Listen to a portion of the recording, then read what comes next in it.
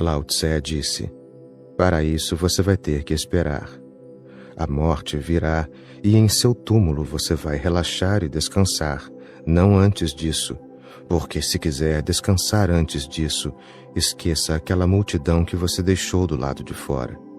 Você fica aqui e eu vou lá fora. Apenas o rugido de um leão e todos vão fugir. Ninguém vai voltar a esta caverna outra vez. Você descansa e relaxa. Então Confúcio disse: não faça isso. Eles são meus discípulos.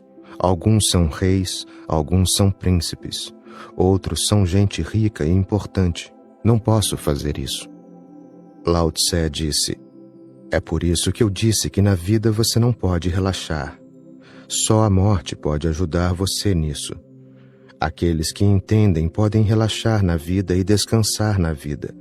E o milagre é que, para eles, não existe morte, porque eles já fizeram o que a morte faz.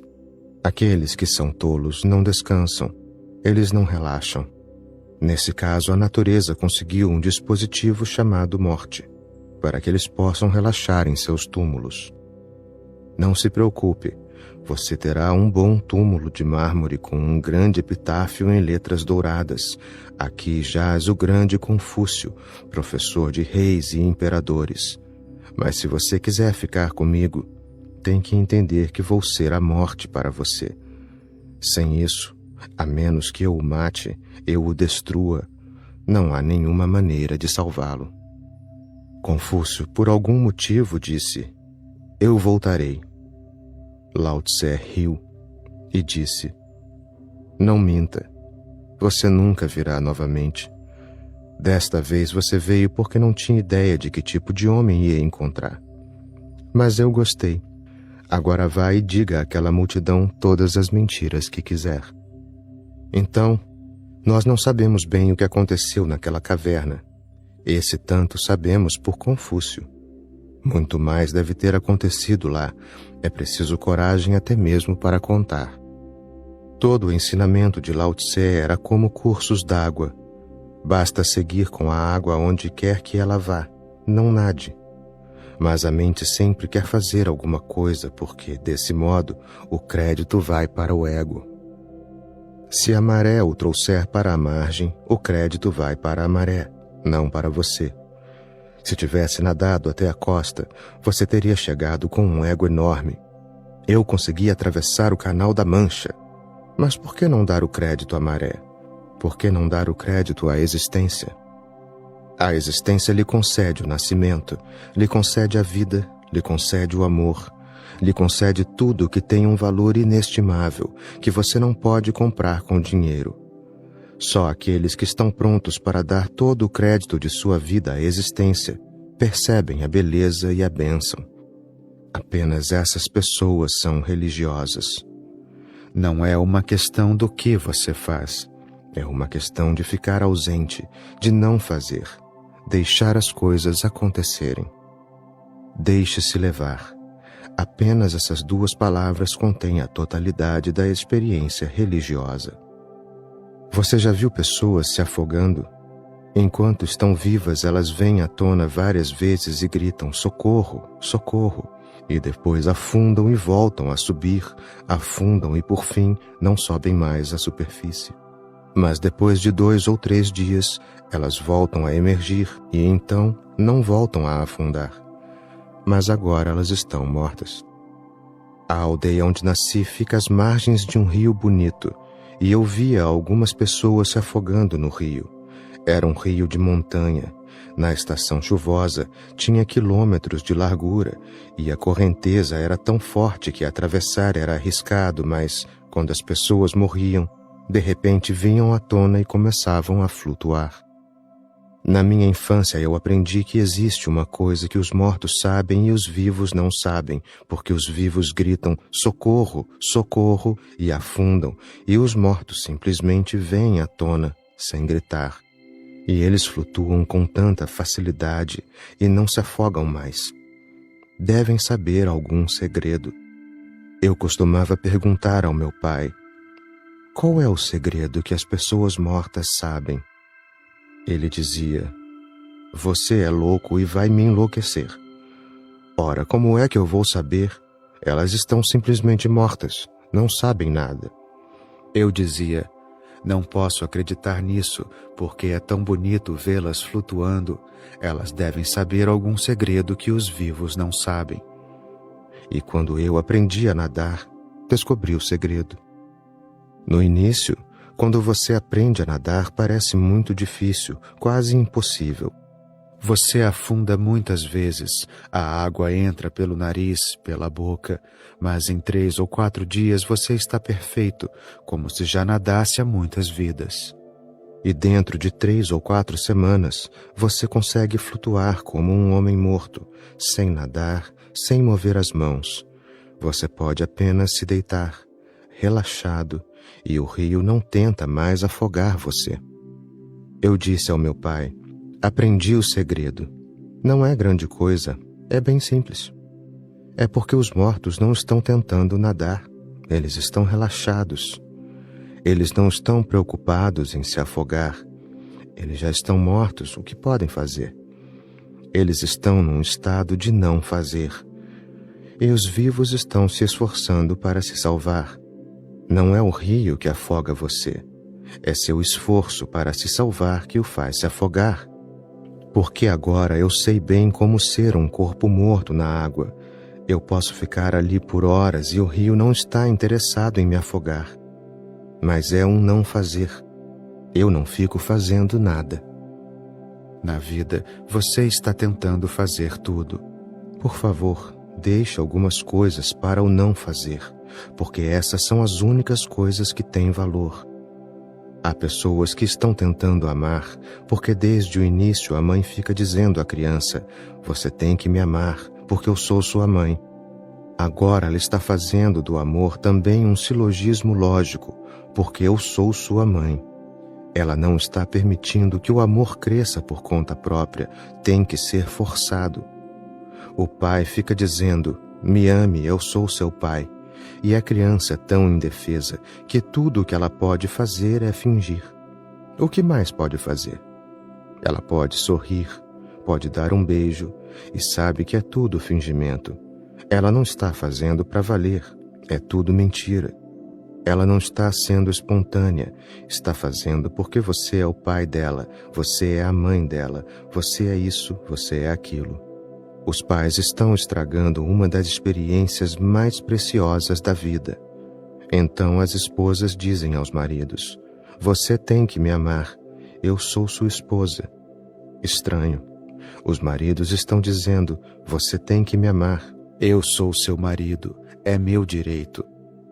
O amor não pode ser exigido. Se ele for oferecido a você, seja grato. Se ele não for, espere. Mesmo nessa espera, não deve haver nenhuma queixa, porque você não tem nenhum direito. O amor não é direito de ninguém. Nenhuma constituição pode lhe dar o direito de ser amado.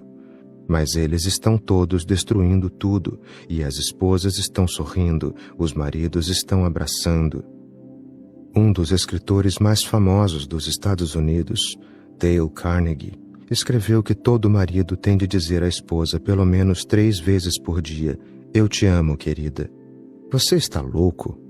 Mas ele estava falando sério, e funciona.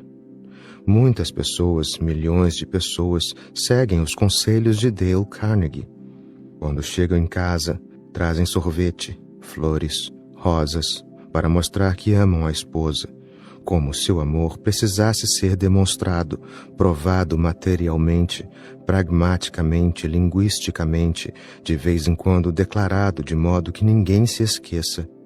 Se você não disser eu te amo à sua esposa por alguns dias, ela vai contar quantos dias se passaram e ficará mais e mais desconfiada de que esse homem deve estar dizendo isso a outra pessoa também, porque a cota dela está sendo cortada.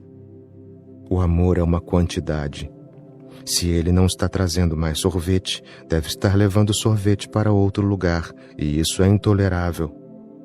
Nós criamos uma sociedade que acredita apenas no fazer, enquanto a parte espiritual do nosso ser permanece sedenta.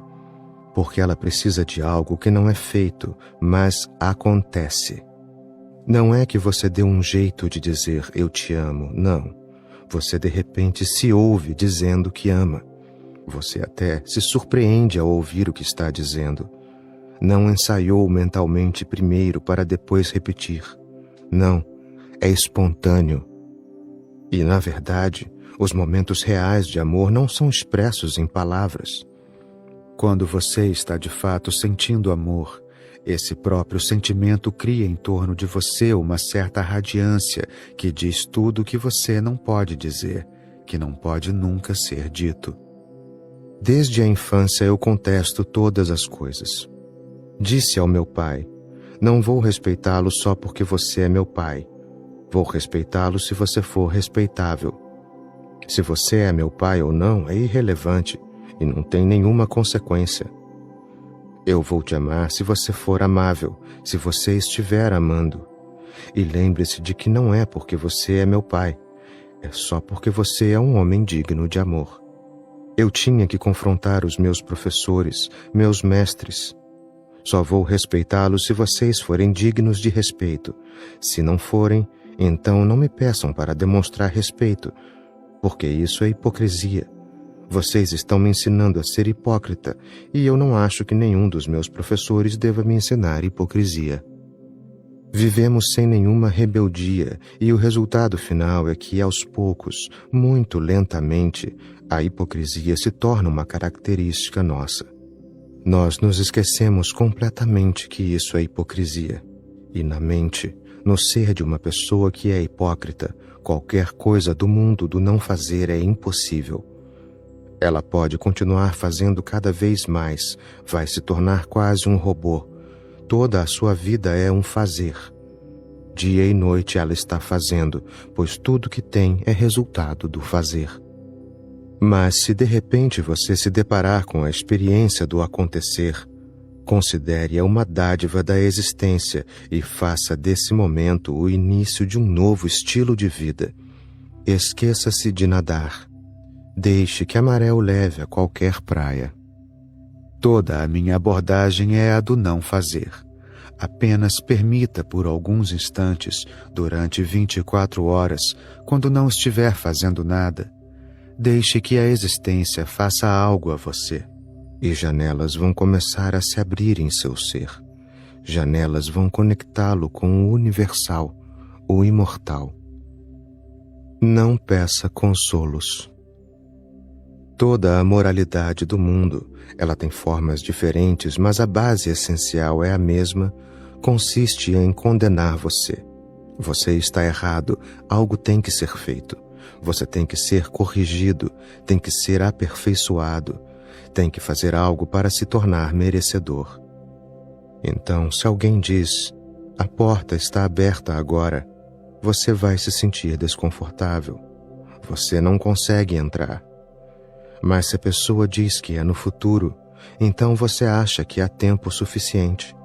Você fica mais confortável, consegue lidar melhor com isso. Você vai polir a si mesmo.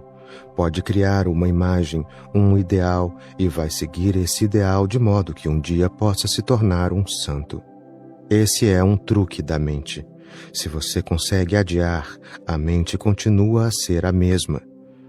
Para permanecer a mesma, a mente quer adiar, não quer mudar. Os ideais são necessários para que não dê o salto. Tempo é necessário para que você possa adiar. O adiamento é a base para que você continue a ser o que é. Só existe um jeito de se viver. Friedrich Nietzsche disse, viva perigosamente. Essa é a única maneira de viver. Você tem que viver na insegurança. E a beleza da insegurança é que depois que você tomou coragem para viver na insegurança, toda a insegurança desaparece da sua vida. Alan Watts chamou isso de a segurança da insegurança. Existe algo que é a insegurança da segurança. Tudo o que você acha que é seguro não é. Lá no fundo existe uma propensão oculta para a insegurança. Você tem dinheiro no banco, mas o banco pode ir à falência. Que tipo de segurança é essa? Você tem um corpo forte, mas mesmo um corpo forte pode ficar doente. Você pode ter um ataque cardíaco, ou mais cedo ou mais tarde a morte vai cruzar o seu caminho. Você tem um corpo bonito. Ele pode ficar feio a qualquer momento. Um acidente de carro ou qualquer outra coisa. Você tem uma bela mulher que o ama, mas amanhã ela pode se apaixonar por outra pessoa. Se ela se apaixonou por você, por que não pode se apaixonar por outra pessoa?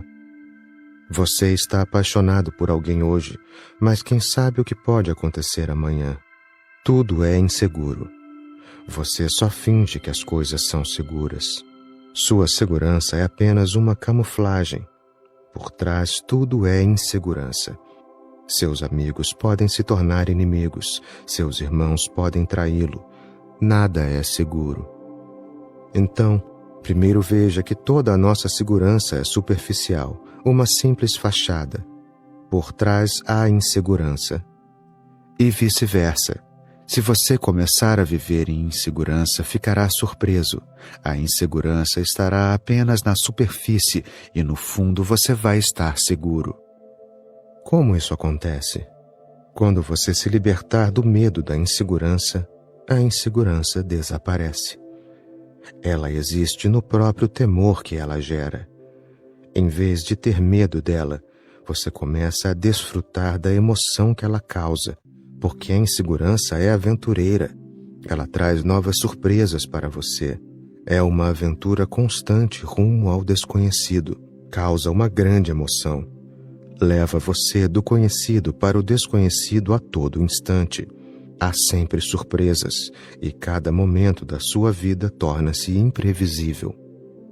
Hakim Sanai diz: até que você jogue fora a sua espada, não vai se tornar um escudo. Se você andar por aí com a espada na mão, sempre com medo, protegendo-se, vai permanecer desprotegido. Não vai se tornar um escudo. Jogue fora a espada e no mesmo instante você se torna o escudo. Jogue fora o medo da insegurança, jogue fora o desejo de ficar seguro, e você fica seguro.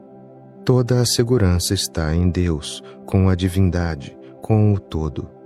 Se existir separadamente como eu, você está inseguro.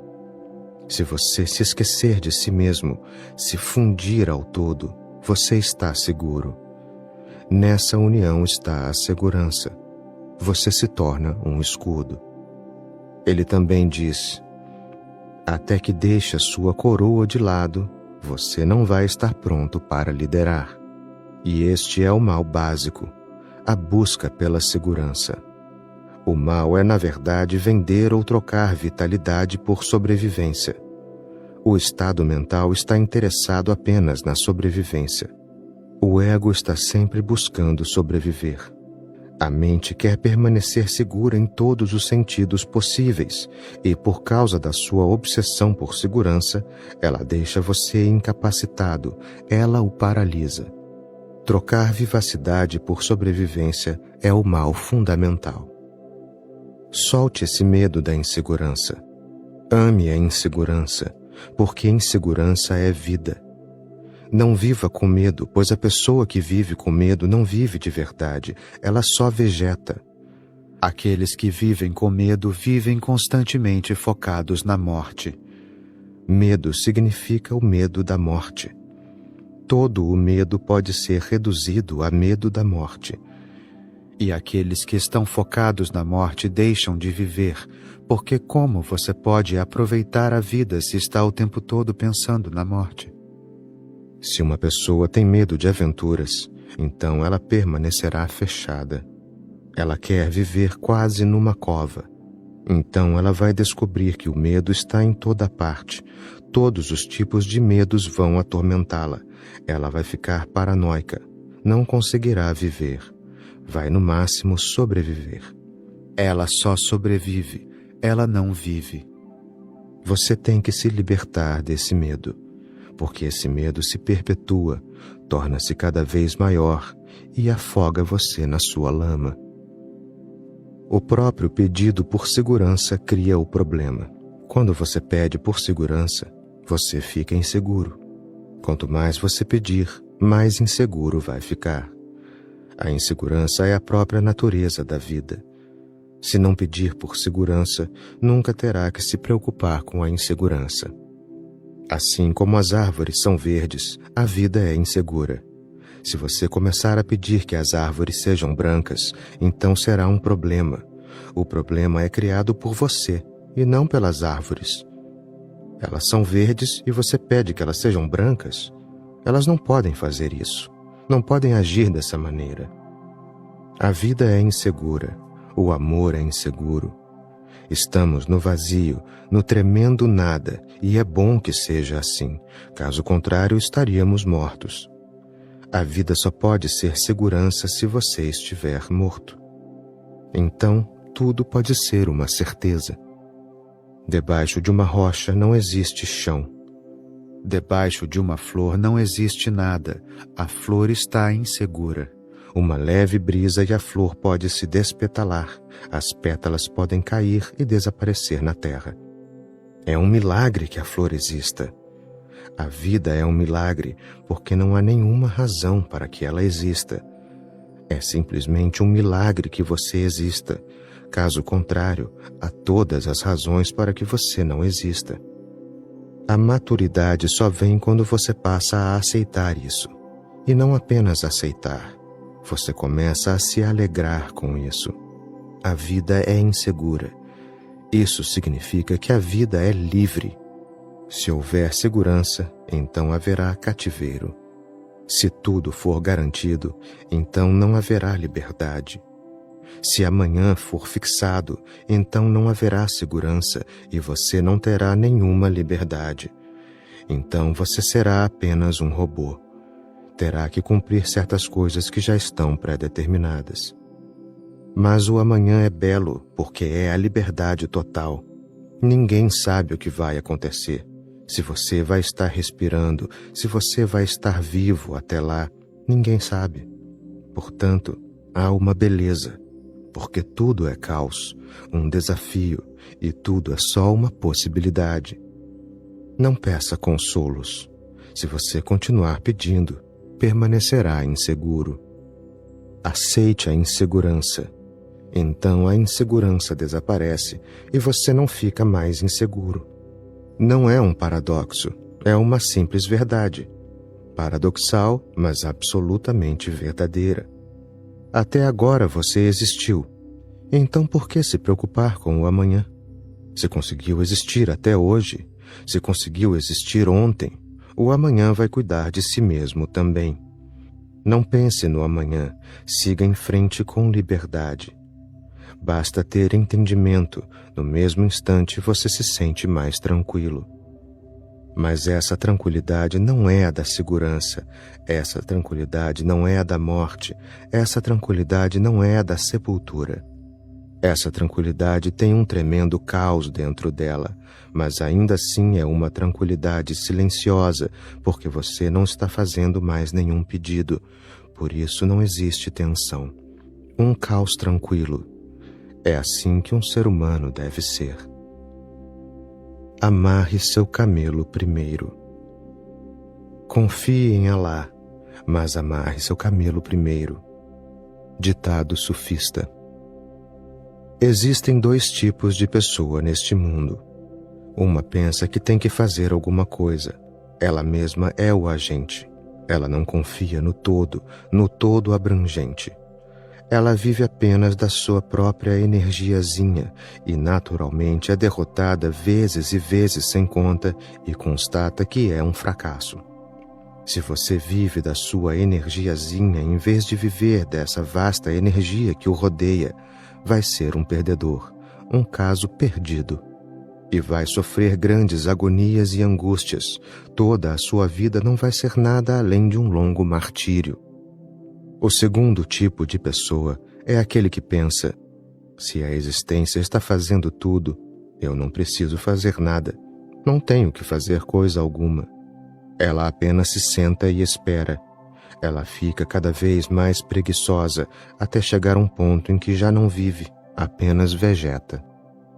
Esses dois tipos representam o Oriente e o Ocidente. O Ocidente representa o agente, o tipo ativo, e o Oriente representa o não agente, o tipo passivo. O Ocidente está provocando a sua própria loucura.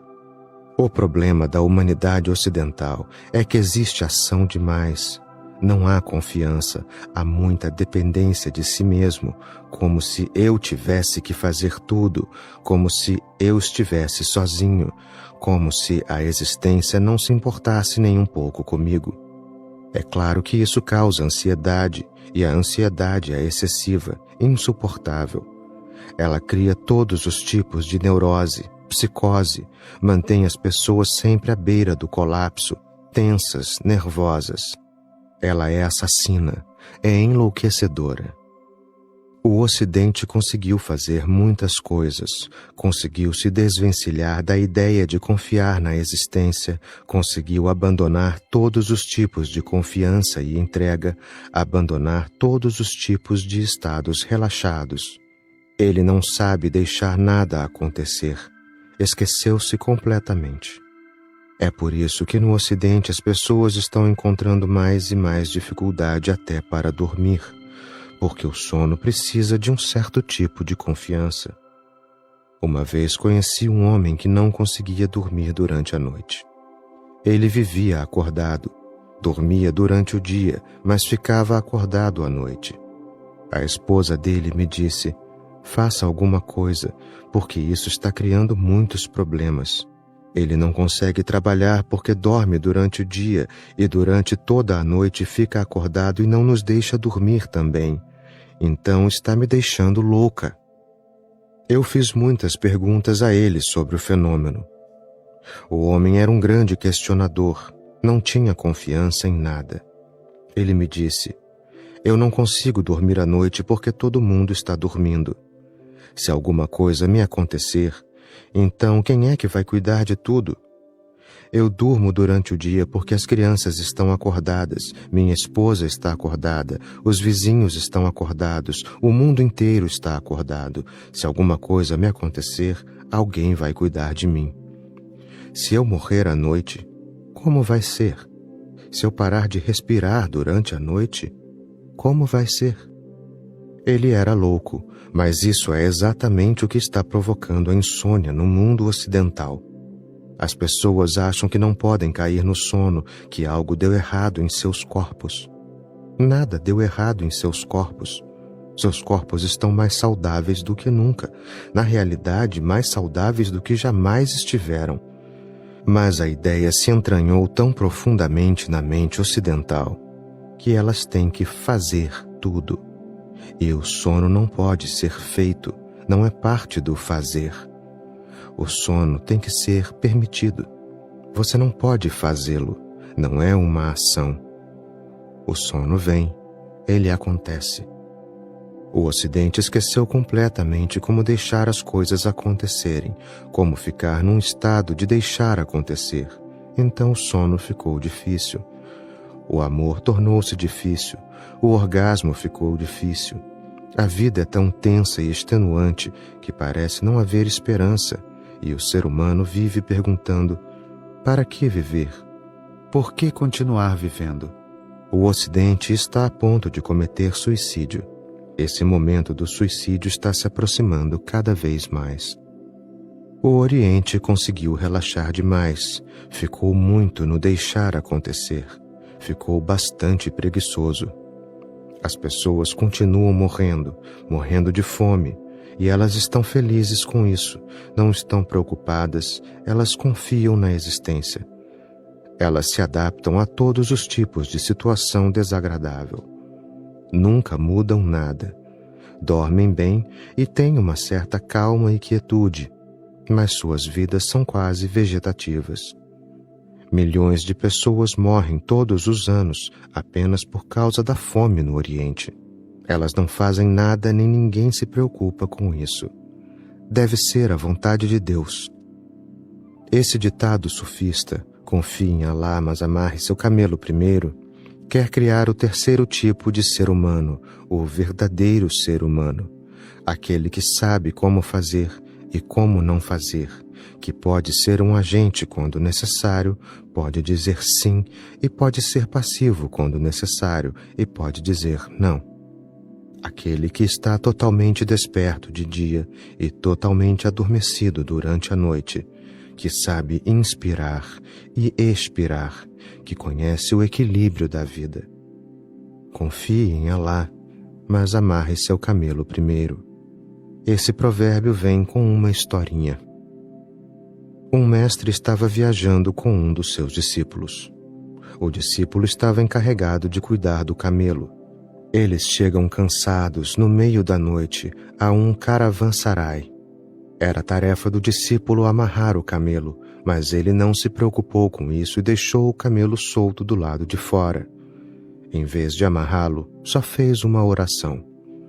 Pediu a Alá: cuide do camelo, e adormeceu. De manhã, o camelo tinha ido embora, roubado ou fugido ou sabe-se lá. O mestre perguntou: o que aconteceu com o camelo? Onde está o camelo? O discípulo disse: eu não sei. Pergunte a Alá, porque pedi a ele para cuidar do camelo. Eu estava tão cansado. Adormeci logo em seguida, então não sei. A culpa não é minha, porque eu pedi a ele, e com todas as letras. Não havia como ele não saber. Não pedi apenas uma vez, na verdade, eu pedi 3 vezes. Você sempre disse: confie em Alá. Então eu confiei. Agora não me olhe com essa raiva. O mestre disse: confie em Alá, mas amarre seu camelo primeiro, porque Alá não tem outras mãos que não sejam as suas. Se ele quiser amarrar o camelo, Alá vai ter de usar as mãos de alguém. Ele não tem mãos, e o camelo é seu.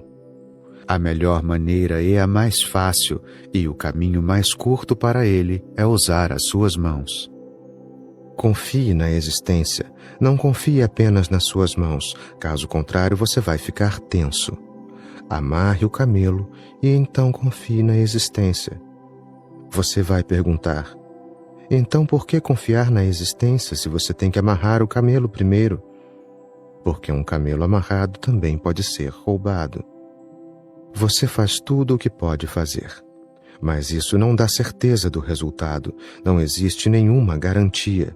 Então você faz tudo o que pode e depois, aconteça o que acontecer, aceita isso. Esse é o significado de amarrar o camelo. Faça o que for possível, não fuja da sua responsabilidade. E então, se nada acontecer ou algo der errado, confie na existência. A existência sabe o que é melhor. Então viajar sem o camelo talvez seja o melhor para nós. É muito fácil confiar na existência e ser preguiçoso. É muito fácil não confiar na existência e ser um agente. Ser o terceiro tipo de pessoa é difícil. Confiar na existência e ainda continuar a ser um agente. Mas agora você só colabora. A existência é o verdadeiro agente. Você é apenas um instrumento nas mãos dela. Quem ou o que o camelo é depende do contexto. O conteúdo do camelo vai estar lá, mas o contexto será diferente. Todo dia isso acontece. Você pode ter feito alguma coisa, mas você não fez isso e você está usando a desculpa de que, se a existência quer que seja feito, ela fará isso de qualquer maneira. Ou você faz algo e então espera pelo resultado. Você espera e o resultado nunca vem.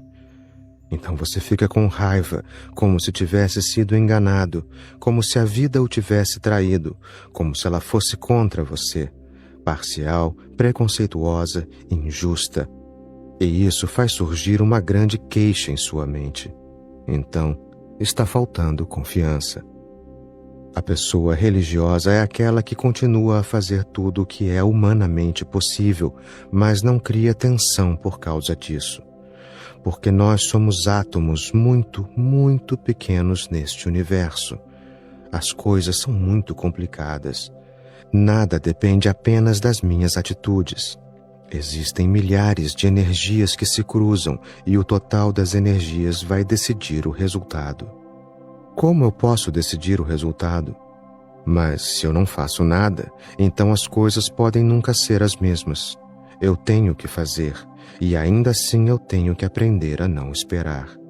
Então, fazer é uma espécie de devoção, sem nenhum desejo de que o resultado seja este ou aquele. Então, não existe frustração. A confiança irá ajudá-lo a permanecer sem frustração, e amarrar o camelo vai ajudá-lo a permanecer vivo, intensamente vivo. O camelo não é uma entidade fixa. Não é o nome de uma determinada entidade. Você terá que olhar todo o contexto. Ele vai mudando. Mas o ditado é de imenso valor. É a abordagem sufista para criar o terceiro tipo de ser humano.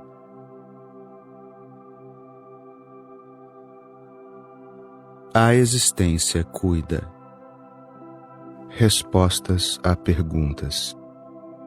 Aquele que não é iluminado consegue viver em total insegurança e não ser ansioso, deprimido e infeliz? A total insegurança e a capacidade de viver nela são sinônimos de iluminação. Por isso, aquele que não é iluminado não pode viver em total insegurança, e aquele que não pode viver em total insegurança não pode se tornar iluminado. Não se trata de duas coisas, são apenas duas maneiras de se dizer a mesma coisa. Portanto, não espere até que seja iluminado para viver na insegurança, não, porque então você nunca se tornará iluminado. Comece a viver na insegurança, esse é o caminho para a iluminação. E não pense na insegurança total. Inicie no ponto em que você está. Do modo como você não pode ser total em nada, mas é preciso começar. No início, a insegurança criará ansiedade. No início, você vai se sentir infeliz, mas apenas no início. E se você conseguir passar do início, se conseguir suportar o início, o sofrimento vai sumir. A ansiedade vai sumir. O mecanismo tem de ser entendido. Por que você sente ansiedade quando se sente inseguro? Não é por causa da insegurança, mas por causa da exigência por segurança. Quando se sente inseguro, você fica ansioso. A ansiedade aparece. Mas ela não aparece por causa da insegurança. Ela aparece por causa da exigência para tornar a vida uma segurança.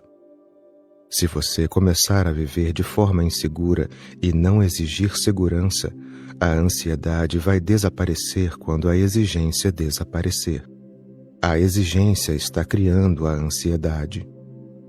A insegurança é a própria natureza da vida. É um mundo inseguro para um Buda. Para um Jesus também é inseguro. Mas eles não estão ansiosos porque aceitaram o fato. Eles amadureceram o suficiente para aceitar a realidade. Essa é a minha definição de maturidade e imaturidade. A pessoa que eu chamo de imatura é aquela que vive lutando contra a realidade para viver ficções e sonhos. Essa pessoa é imatura. Maturidade significa chegar a um acordo com a realidade, jogando fora os sonhos e aceitando a realidade como ela é. Buda é maduro. Ele aceita. É assim e pronto. Por exemplo, embora a morte exista, uma pessoa imatura sempre pensa que todo mundo pode morrer, menos ela. Uma pessoa imatura está sempre pensando que na época em que ela for morrer, algo será descoberto, algum elixir, o que significa que ela não vai morrer. Uma pessoa imatura está sempre pensando que não é a regra morrer. Claro, muitos morreram, mas tudo tem uma exceção, e ela vive pensando que ela é a exceção. Sempre que alguém morre, você se sente solidário, você pensa: pobre homem, ele morreu. Mas nunca passa pela sua cabeça que a morte desse homem representa a sua morte também. Não, você deixa isso de lado. Você simplesmente não toca nesse assunto tão delicado. Você continua pensando que uma coisa ou outra vai poupá-lo, algum mantra, algum milagre, algum guru milagreiro. Alguma coisa vai acontecer e você será salvo. Você está vivendo histórias infantis. A pessoa madura é aquela que olha para o fato e aceita que a vida e a morte estão juntas. A morte não é o fim, é o auge da vida. Não é algo como um acidente que acontece na vida, é algo que cresce no coração da vida. Ela cresce e chega a um pico. Assim, ele aceita e então não tem medo da morte. Ele aceita que a segurança não é possível. Você pode criar uma fachada, você pode ter um saldo bancário, você pode doar muito dinheiro para ter alguma segurança no céu, você pode fazer tudo, mas no fundo sabe que nada é de fato seguro. O banco pode enganá-lo, e ninguém sabe se o sacerdote não é um charlatão, o maior dos charlatães. Ninguém sabe.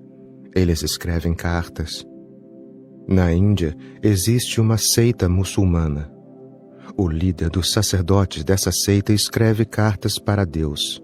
Você doa uma determinada quantia em dinheiro e ele vai escrever uma carta.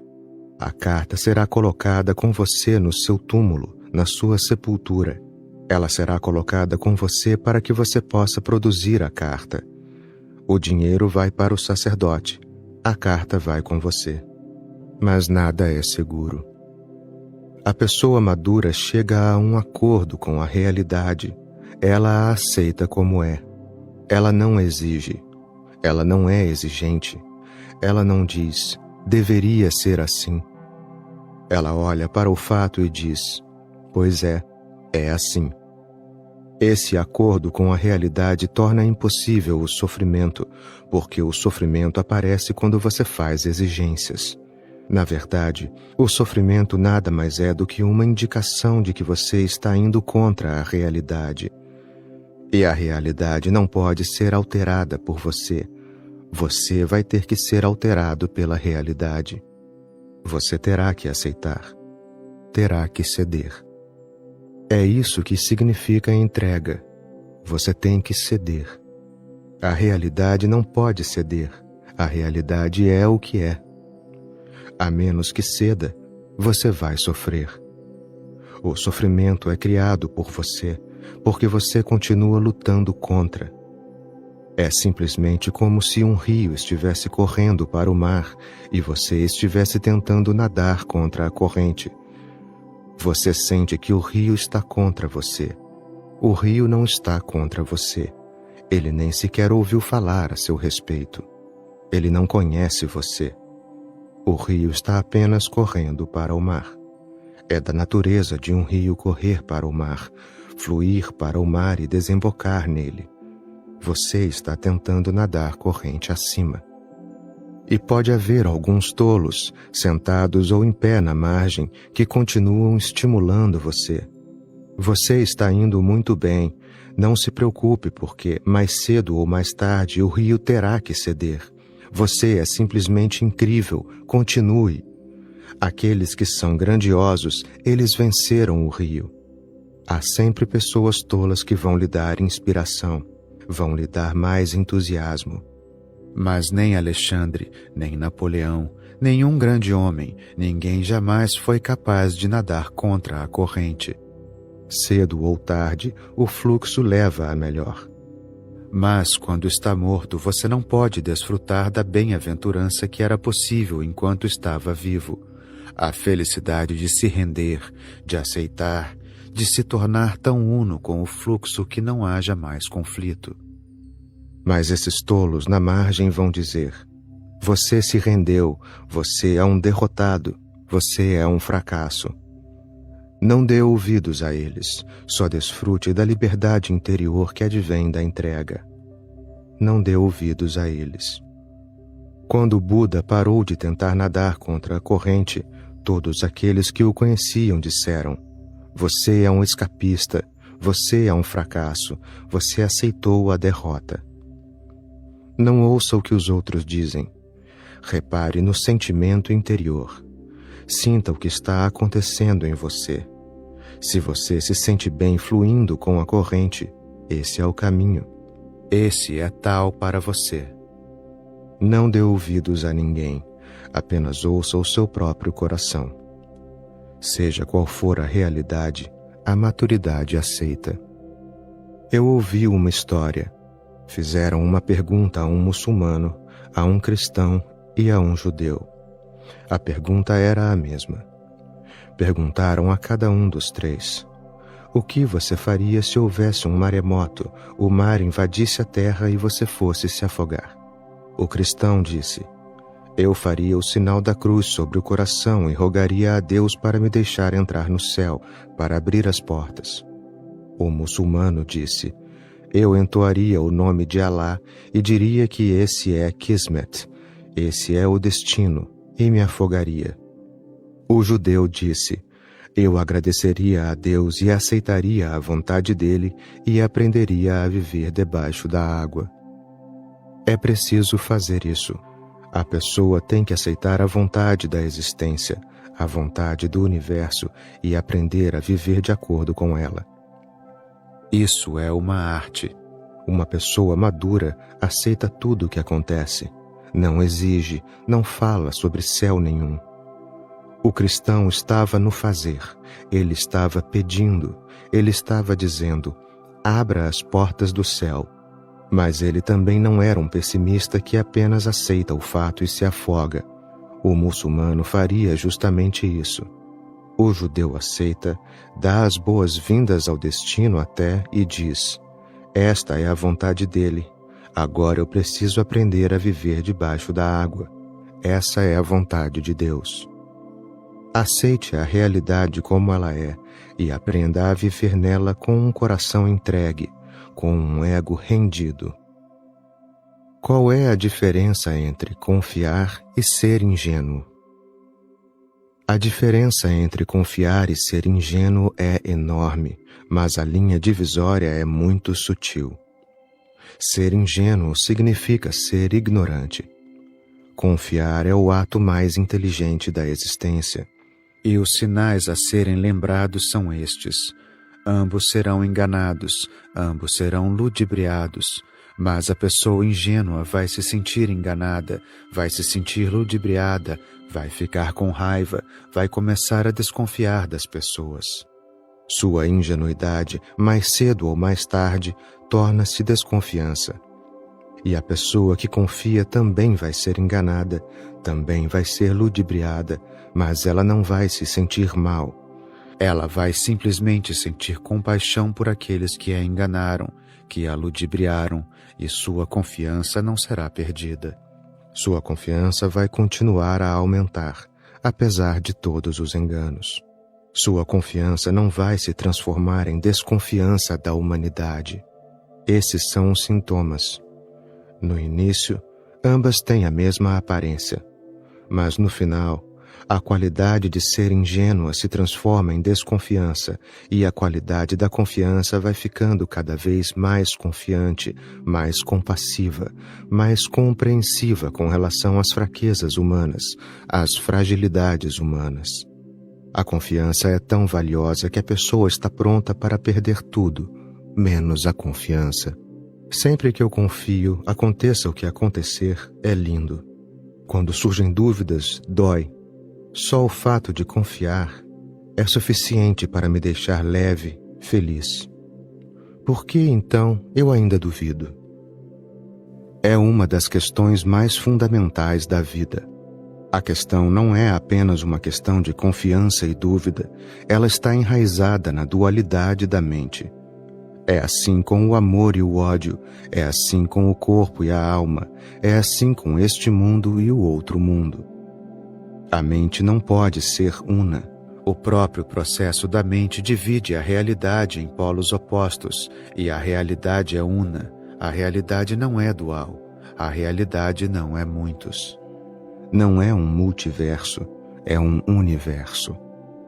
Esta existência é um todo orgânico. Mas a mente funciona, basicamente, dividindo-se. A mente funciona como um prisma. Se você passar um raio de luz através do prisma, ele é imediatamente dividido em 7 cores. Antes de passar através do prisma, ele era apenas branco, puro branco. Depois do prisma, transforma-se em todo o arco-íris. A mente divide a realidade em 2. E esses 2 são obrigados a ficar sempre juntos, porque na própria existência eles são indivisíveis. A divisão só existe na mente, apenas em seu pensamento. Você diz: você poderia falar mais sobre a confiança? Sempre que eu confio, aconteça o que acontecer é bonito. Mas a sua confiança nada mais é que o outro polo da dúvida. Ela não pode existir sem a dúvida. Sua confiança é só um antídoto para duvidar. Se a dúvida realmente desaparecer, para onde vai a sua confiança? Que necessidade haverá da confiança? Se não houver nenhuma dúvida, então não haverá confiança também. E você tem medo de perder a confiança, você se agarra à confiança. Agarrando-se à confiança, você está se apegando à dúvida também, lembre-se. Você pode ter as duas, mas não pode ter uma só. Ou você tem que abandonar ambas, ou continuar com ambas. Elas são indivisíveis, 2 lados da mesma moeda. Como você pode evitar o outro lado?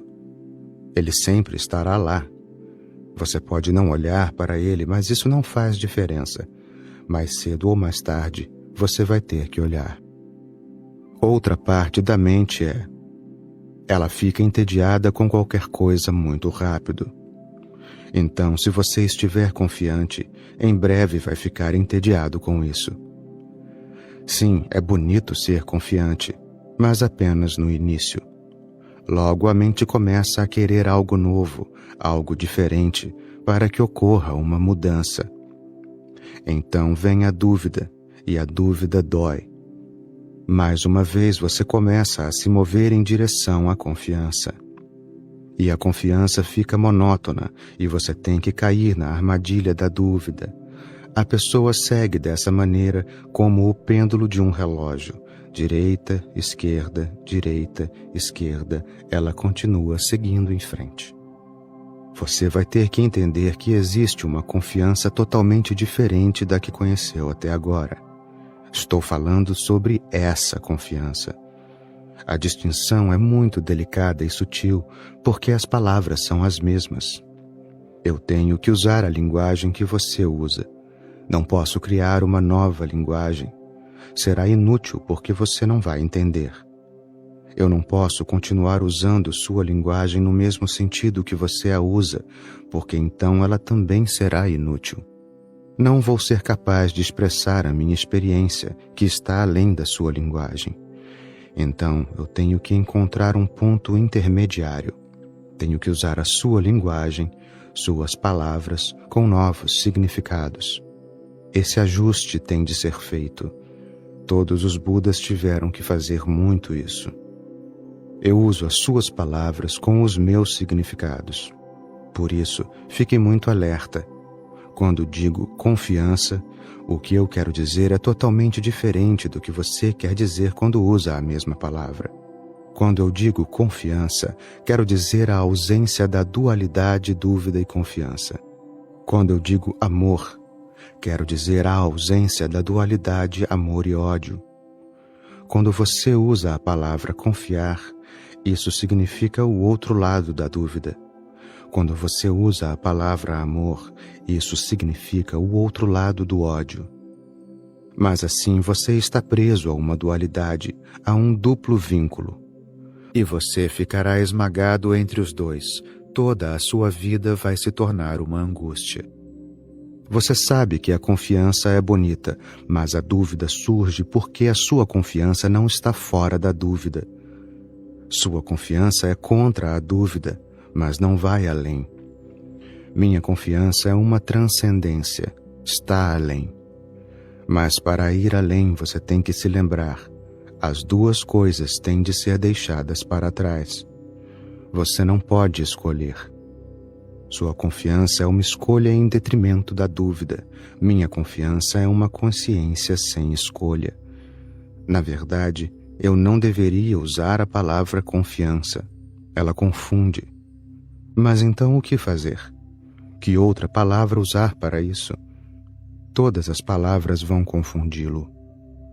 Eu não deveria estar falando, na verdade, mas você não conseguiria entender o silêncio também. Eu estou falando para ajudá-lo a tornar-se silêncio. Minha mensagem pode ser entregue apenas em silêncio, apenas no silêncio, na comunhão. Mas para que se torne possível, tenho de me comunicar com você, persuadi-lo. Isso pode ser feito apenas através de suas palavras. Mas uma coisa, se lembrada, será de imensa ajuda. Eu uso as suas palavras, mas com meus próprios significados. Não se esqueça dos meus significados.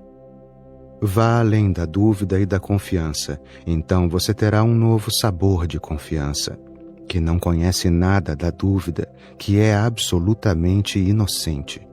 Vá além de ambas, e você simplesmente ficará, a sua consciência, sem nenhum conteúdo.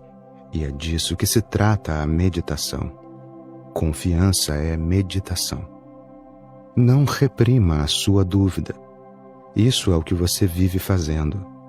Quando você ouve sobre as belezas da confiança, as maravilhas da confiança, os milagres da confiança, um grande desejo, um grande anseio, uma grande cobiça surge em você para alcançá-la. E então você começa a reprimir a dúvida. Você vive lançando a dúvida nas profundezas do inconsciente para que não precise encontrá-la. Mas ela está lá, e quanto mais fundo ela vai, mais perigosa ela é, porque lá do fundo vai manipulá-lo. Você não conseguirá vê-la, e ela vai continuar influenciando a sua vida.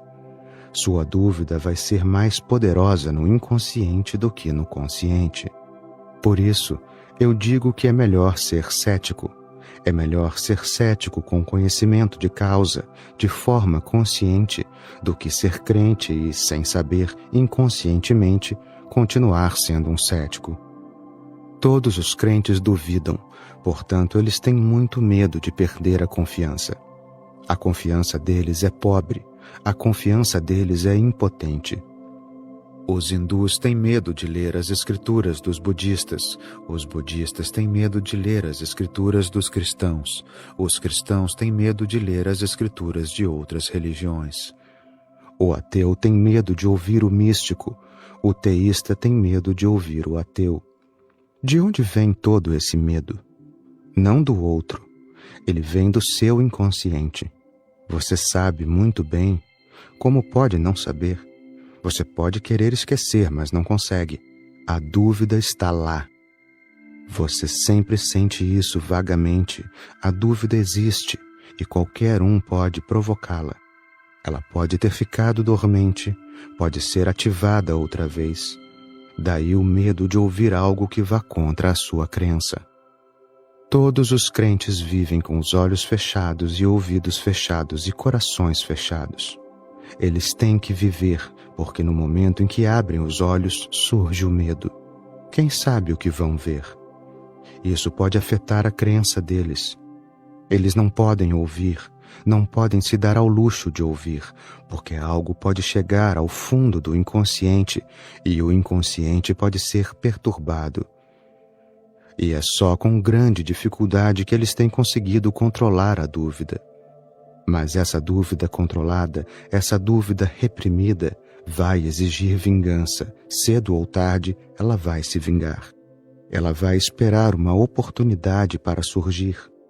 E está ficando mais e mais forte dentro de você. Em breve ela vai acabar com os seus sistemas de crença conscientes. É por isso que é tão fácil mudar a pessoa de hindu para muçulmana, de muçulmana para cristã, de cristã para hindu. É muito fácil. Antes da Revolução Russa, nem um século atrás, toda a Rússia era religiosa. Na verdade, era um dos países mais religiosos do mundo. Então o que aconteceu? Apenas a revolução. Os comunistas tomaram o poder e em 10 anos toda a religiosidade evaporou. As pessoas se tornaram ateias porque passaram a aprender nas escolas, faculdades, universidades, em todos os lugares, que Deus não existe, que a alma não existe. Elas costumavam acreditar em Deus, agora passaram a não acreditar em Deus nenhum. Acreditavam antes e ainda acreditam. Antes a dúvida era reprimida, agora a confiança é reprimida. Mais cedo ou mais tarde, a Rússia vai passar por outra revolução, quando a confiança vier à tona novamente e a dúvida for jogada de volta no inconsciente. Mas é tudo a mesma coisa. Você está se movendo em círculos. Na Índia, as pessoas são muito religiosas. É tudo bobagem. A chamada religião desse país nada mais é que dúvida reprimida. E isso acontece em outros países também. Esse não é o caminho da transformação interior. A repressão nunca é o caminho da revolução. Compreensão, não repressão. Tente entender a sua dúvida, tente entender a sua confiança, tente entender o seu não e tente entender o seu sim. E então você vai ver que eles não estão separados, eles são inseparáveis. Que significado pode ter o sim se a palavra não desaparecer dos idiomas? Que significado pode ter o não se você não souber nada sobre o sim? Eles estão unidos, casados, não podem se divorciar. Mas existe uma transcendência. Não há necessidade de divorciá-los, não há necessidade de separá-los. Não tente o impossível. Vá além. Basta observar ambos. Esta é a minha sugestão. Observe quando surgir a dúvida. Não se identifique com ela. Não fique perturbado, não há razão para ficar perturbado. A dúvida aparece, você observa. Você não é a dúvida. Você é apenas um espelho refletindo-a. E quando a confiança surge, há um pouco mais de dificuldade para observar, porque você diz: a confiança me deixa tão feliz, a confiança faz com que eu me sinta tão belo. Você vai saltar sobre ela, você gostaria de se identificar com ela. Você gostaria de ser conhecido como alguém que confia, como aquele que tem fé. Mas então você nunca vai sair do círculo vicioso. Observe a confiança também. E quanto mais profunda a sua observação, você ficará surpreso. Olhando lá no fundo da dúvida, você vai descobrir que o outro lado é confiança, como se a moeda ficasse transparente e você pudesse ver este lado e também o outro lado. Então observe a confiança e você vai conseguir ver a dúvida se escondendo atrás dela. Esse momento é de grande realização. Ao ver que dúvida é confiança, que confiança é dúvida, você se liberta de ambas. De repente, uma transcendência. Você já não está ligado a nenhuma das duas. A sua escravidão chega ao fim. Você já não é pego na dualidade, e quando já não é pego na dualidade, você não é mais parte da mente. A mente é deixada para trás. Você é simplesmente consciência pura. E conhecer a consciência pura é conhecer a verdadeira beleza, a verdadeira bênção, a bênção real. Se você quiser chamar esse estado de confiança, então você vai entender a minha linguagem. Eu chamo esse estado de confiança que não sabe nada sobre a dúvida, não tem nem mesmo uma sombra de dúvida. Mas é claro que estou usando a linguagem de uma forma que nenhum linguista vai concordar. Mas sempre foi assim. O místico tem algo a dizer que não pode ser dito, e o místico tem de comunicar algo que é incomunicável. O problema do místico é: o que fazer? Ele tem algo a dizer, e é tanto que ele gostaria de compartilhar. Ele tem de compartilhar. Compartilhar é inevitável, não dá para evitar. É como uma nuvem cheia de água de chuva. Ela tem de chover, tem de despejar toda a água. É como uma flor cheia de fragrância. O perfume tem de ser levado pelos ventos. É como uma luz na noite escura. A luz tem de dissipar a escuridão. Sempre que alguém se torna iluminado, essa pessoa se torna uma nuvem cheia de água de chuva. Para o Buda, o homem iluminado é aquele que atingiu Megha Samadhi. Megha significa nuvem. Samadhi significa a consciência suprema. Aquele que atingiu a nuvem da consciência suprema. Por que ele usa a palavra nuvem? Por causa dessa necessidade intrínseca de chover. Um homem que é iluminado se torna uma flor que desabrochou. Os místicos do Oriente chamaram a abertura final do seu coração, do seu ser, da sua consciência, de Sahasrar, ou lótus de 1000 pétalas. Se esse lótus de 1000 pétalas se abre, como você pode não compartilhar o seu perfume? Isso é natural, espontâneo. Ele começa a se espalhar com os ventos. Um Buda é um homem cujo coração é cheio de luz.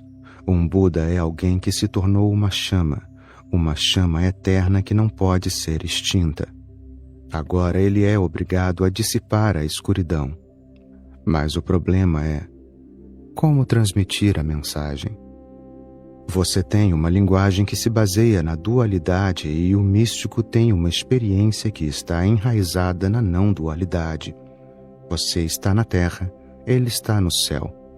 A distância é infinita, mas tem que ser superada. E você não pode cruzá-la, só um Buda pode. Você não sabe nada sobre o céu, você não sabe nada sobre essa experiência indescritível, essa experiência inefável. Mas ele conhece ambos. Ele conhece a sua escuridão, porque ele mesmo viveu nessa escuridão. Ele conhece o seu sofrimento, porque ele passou por isso e conhece agora o êxtase da realização suprema. Agora ele sabe o que é divindade. Só ele sabe cruzar a ponte, só ele consegue criar algumas ligações entre você e ele. A linguagem é o elo mais importante entre a humanidade e o Buda. Na verdade, a linguagem é a característica mais distintiva dos seres humanos. Nenhum outro animal usa a linguagem. O homem é homem por causa da linguagem. Assim, ela não pode ser evitada, tem de ser usada, mas tem de ser utilizada de modo que você seja sempre lembrado de que é preciso descartá-la, e quanto mais cedo, melhor. Descarte a dúvida e a confiança, a crença e a descrença, o ceticismo e a fé. Descarte as duas coisas. E então veja algo novo surgindo em você que não é a confiança no mesmo sentido de antes, porque não tem nenhuma dúvida dentro dela. É confiança num sentido totalmente novo, com uma textura totalmente nova. É disso que estou falando. Isso é que eu chamo de confiança. Uma confiança que está além da dúvida e da confiança, além de ambas, de tudo o que você conheceu até agora. Há uma luz que não é nem a sua escuridão nem a sua luz. E existe uma consciência que não é nem o seu consciente nem o seu inconsciente. O que Sigmund Freud e Carl Gustav Jung denominaram consciente e inconsciente são partes da sua mente. Quando Buda fala sobre a consciência, ele não está falando no mesmo sentido que Freud e Jung. Sua consciência é a consciência de testemunha, que testemunha a consciência de Freud e a inconsciência de Freud. Aprenda a se tornar mais uma testemunha, a ficar mais vigilante. Deixe que cada ato, cada pensamento seja visto. Não se identifique com ele. Permaneça distante, indiferente, longe, um observador nas colinas. Então um dia uma felicidade infinita se derramará sobre você. Não é prejudicial para o indivíduo e também para a sociedade viver sem a barreira das normas? Se for, então por que você prega que as pessoas vivam como querem? A mente sempre segue o caminho errado se não for restringida. E quem vai restringir a mente? A mente da sociedade? Quem é que vai restringir a mente? A mente das pessoas mortas, dos moralistas mortos, dos sacerdotes mortos? Quem é que vai restringir a mente? Você? Quem é você, exceto a mente? A primeira coisa a ser entendida. Até agora a humanidade tem vivido sob uma maldição. E essa maldição é que nunca nos deixaram confiar na nossa natureza. Sempre nos disseram: confie na sua natureza e você vai se dar mal.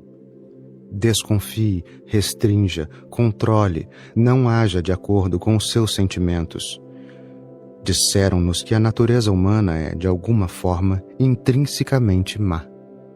Isso é estupidez, é uma tolice, é venenoso. A natureza humana não é má. A natureza humana é divina.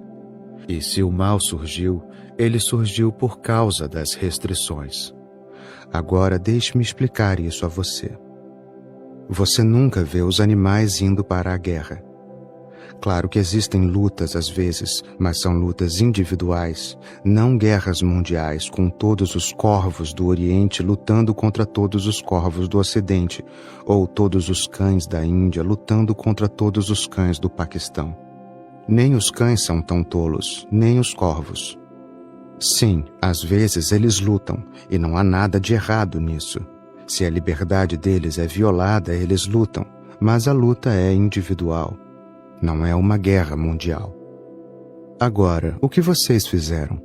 Vocês reprimiram a humanidade e não deixaram que os indivíduos ficassem com raiva às vezes, o que é natural. O resultado final é que todo mundo vive acumulando raiva, continua reprimindo a raiva. Então, um dia todo mundo fica tão cheio de veneno que explode uma guerra mundial. De 10 em 10 anos, uma guerra mundial é necessária. E quem é responsável por essas guerras? Seus chamados santos e moralistas, os benfeitores, as pessoas que nunca lhes permitiram ser naturais. Você já viu um cão matando o outro? Sim, eles lutam às vezes, mas apenas lutam. Nunca um cão matou outro cão, a menos que tenha sido treinado por um homem para fazer isso. O ser humano é o único animal que mata outro ser humano. Nenhum corvo mata outros corvos, nenhum leão mata outros leões. O homem é a única espécie de animal que rotineiramente mata sua própria espécie. O que aconteceu com o ser humano? Ele decaiu mais do que os animais? Então, quem é o responsável? Uma coisa não existe entre os animais. Eles não têm santos, moralistas. Sacerdotes, cristãos e hindus e maometanos e jainistas, eles não têm. Eles não têm templos, mesquitas, bíblias e vedas. É só isso. Essa é a única diferença. Ainda existem algumas sociedades primitivas nas quais, em séculos, o homicídio nunca aconteceu, porque ninguém envenenou suas mentes com a moralidade, ninguém os treinou para serem morais. Eles são pessoas naturais. Quando é natural, você vive em harmonia. Às vezes você fica com raiva, mas isso é natural e é momentâneo. Uma pessoa que nunca fica com raiva e vive controlando a sua raiva é muito perigosa. Cuidado com ela. Ela pode matá-lo. Se o seu marido nunca fica com raiva, denuncie-o à polícia. Um marido que às vezes fica irritado é apenas um ser humano normal. Não há por que temer isso. Um marido que nunca fica irritado, um dia de repente salta sobre você e aperta o seu pescoço, e ele fará isso como se estivesse possuído. Assassinos vivem dizendo nos tribunais ao longo dos séculos: nós cometemos o crime, mas estávamos possuídos. Quem os possuía? Seu próprio inconsciente, o inconsciente reprimido, explodiu. Você já observou um simples fato? Se você pegar uma imagem de uma linda cadela e mostrar para um cão, ele não fica interessado. Os cães não são playboys. Não que eles não adorem as cadelas, eles amam as cadelas, mas não vão ficar interessados na imagem, na pornografia, porque para criar pornografia você precisa de santos. Primeiro reprima o instinto sexual, o instinto natural, e diga às pessoas que ele é errado e ruim. Quando eles reprimem seu instinto sexual, o instinto encontra uma válvula de escape. Agora é difícil ver uma bela mulher passando na rua. Então o que fazer? Trancar-se no quarto e folhear a Playboy. Isso é mais seguro, ninguém vai saber. Você pode esconder a sua revista na Bíblia e pode fingir que está lendo a Bíblia. Só o ser humano é pornográfico. Nenhum outro animal é pornográfico. Esses são simples fatos. Quem tornou o ser humano pornográfico? Os povos primitivos não estão interessados em pornografia. Ainda não. As mulheres ficam nuas e andam nuas sem nenhum medo. E que tipo de civilização é essa em que você diz que está vivendo? Uma mulher não pode passar na rua sem receber um beliscão no traseiro, sem ser tratada como um objeto. Uma mulher não pode andar sozinha à noite. E isso é civilização? E as pessoas estão simplesmente obcecadas por sexo 24 horas por dia. Quem criou essa obsessão em você? Os animais são sexuais, mas não obcecados. Eles são naturais. Quando o sexo torna-se uma obsessão, ele assume formas pervertidas, e as formas pervertidas estão enraizadas nos moralizadores e nos seus ensinamentos. As chamadas pessoas religiosas nunca confiaram na natureza humana. Elas falam sobre a confiança, mas nunca confiaram na existência. Elas confiam nas regras, nas leis, nunca confiaram no amor. Elas falam sobre Deus, mas a conversa é apenas papo furado. Confiam na polícia, nos tribunais, confiam no fogo do inferno, confiam em incutir medo e em incutir ganância. Se você é santo e bom e moral, você terá o céu e todos os prazeres do paraíso, Firdaus. Ou se você não é moral, então você vai sofrer no fogo do inferno. E eternamente, lembre-se, para sempre. Esses são o medo e a ganância. Eles vêm manipulando a mente humana através do medo e da ganância, e querem que você fique livre do medo e da ganância, e todo o ensinamento deles está enraizado nessas duas coisas. Eles não têm confiança. Eu confio em você e confio na sua natureza. Eu confio na natureza animal. Se a natureza puder seguir seu curso, sim, haverá um pouco de raiva às vezes, e haverá uma ligeira ira também, mas não há nada de errado nisso. É humano e é bonito, mas não haverá guerra. Os psicólogos dizem que todas as armas são fálicas. Como você não pode penetrar o corpo de uma mulher, você penetra o corpo de alguém com uma espada. A espada é um símbolo fálico. É bonito amar uma mulher, mas penetrar o corpo de alguém com uma espada é feio. Mas é assim que as coisas têm sido. Você me pergunta, não é prejudicial para um indivíduo e também para a sociedade viver sem a barreira das normas? Você viveu com barreiras e normas. O que aconteceu? Olhe o estado da humanidade hoje. É um mundo neurótico, um grande hospício. Isso é o que tem acontecido por causa das normas, do idealismo, do perfeccionismo, da moralidade. Isso aconteceu por causa de todos os seus mandamentos. Toda a Terra se transformou num mundo neurótico, num enorme manicômio. E você ainda tem medo, e mesmo assim continua igual. Isso é um círculo vicioso. É como se você fizesse uma pessoa jejuar e quando ela jejua, é claro que fica com fome e ela começa a olhar obsessivamente para a comida. Então, achando e vendo que ela ficou obcecada por comida, você a prende com correntes porque senão ela vai invadir a cozinha de alguém. Agora você a acorrenta porque diz que, se ela não for acorrentada, torna-se perigosa, pode invadir a cozinha de alguém, por isso ela não é confiável. Então você a aprisiona e continua forçando-a a fazer jejum. E aí você fica cada vez com mais medo, porque ela está ficando louca. Esse é um círculo vicioso. Em primeiro lugar, Por que ela ficou tão obcecada por comida? A sua atitude de discipliná-la com tanto jejum criou essa doença. O jejum não é natural. Sim, às vezes acontece com os animais, mas eles não acreditam no jejum. Eles não têm uma filosofia sobre o jejum. Às vezes acontece. Um dia o cão fica doente e não come. Isso é natural. Ele só não come porque não sente vontade de comer. Ele age de acordo com o que sente, não é uma regra. Ninguém o ensinou a jejuar. Na verdade, ele vai jejuar, comer grama e vomitar.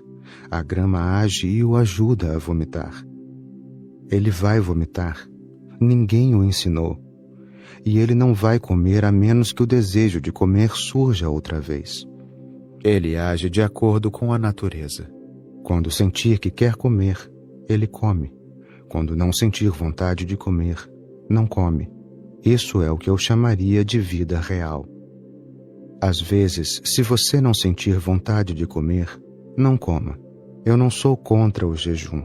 Sou contra a filosofia do jejum. Não invente a regra de que todos os domingos você tem que jejuar. Isso é tolice, porque como você pode decidir que todos os domingos você não vai sentir vontade de comer? Às vezes pode ser sexta-feira e você não sentir vontade de comer. Então o que vai fazer? Vai se forçar a comer porque é sexta-feira? Quando você sentir vontade de comer, coma. Quando não sentir vontade de comer, não coma. Haja de acordo com o que sente, e aos poucos você estará em sintonia com a sua natureza. Para mim, estar em sintonia com a natureza é ser religioso. Minha definição de religião é estar em sintonia com a natureza. E esse é o significado da palavra indiana Dharma. Significa natureza. A natureza é intrínseca. Confie na natureza e não a viole. Mas você foi ensinado a violá-la. Então, quando as pessoas que viveram vidas famintas vêm aqui a este lugar, que é um fenômeno totalmente diferente, elas nunca viram um lugar igual. Nenhum ashram como este jamais existiu. Ficam muito surpresas. Elas vêm aqui para ver pessoas tristes, mortas, arrastando-se por aí de alguma forma, cantando mantras, lendo livros. E quando veem pessoas dançando, homens e mulheres dançando juntos, de mãos dadas, as pessoas se abraçando, pessoas tão cheias de amor e alegria, elas dizem: que tipo de religião é essa? A religião tem de ser um cemitério, não pode ser vida. A religião tem de ser negativa. Homens e mulheres de mãos dadas? Isso é perigoso. Não podemos confiar nos homens, não podemos confiar nas mulheres. Isso é perigoso, é brincar com fogo. Crie restrições, faça grandes muralhas da China. Não, eu confio na natureza. Eu não confio nas leis do homem. Suas leis têm corrompido toda a humanidade. Já basta. Chegou a hora. Agora todas as antigas religiões podres têm de ser queimadas e um conceito totalmente novo de religião tem de surgir. Uma religião a favor da vida. Uma religião de amor e não de leis. Uma religião da natureza e não da disciplina. Uma religião de totalidade e não de perfeição. Uma religião de sentimento e não de pensamento. O coração deve se tornar o mestre, e depois as coisas se encaixam por conta própria. Se conseguir confiar na natureza, pouco a pouco você se torna mais quieto, silencioso, feliz, alegre, festivo, porque a natureza é festiva. A natureza é uma festa. Olha ao redor. Você consegue ver alguma flor que se pareça com os seus santos? Você consegue ver algum arco-íris que se pareça com os seus santos? Ou alguma nuvem? Ou algum pássaro cantando? Ou a luz refletindo no rio? Ou as estrelas? O mundo está em festa. O mundo não é triste. O mundo é uma canção totalmente bela. E a dança continua. Venha fazer parte dessa dança e confie na sua natureza. Se você confiar em sua natureza, pouco a pouco vai se aproximar da natureza cósmica. Essa é a única maneira. Você faz parte do cósmico. Quando confia em si mesmo, você confia no cósmico em você. É por aí o caminho. Seguindo esse pequeno fio, você pode chegar à própria meta. Confie em si mesmo. Você confiou na existência que criou você. Não confiando em si mesmo, você desconfia da existência que o criou. Quem lhe deu o sexo? É claro que a existência lhe deu o sexo. E quem lhe ensinou o brahmacharya e o celibato? Os seus chamados santos. Seus santos são contra a existência. Quem lhe deu a fome?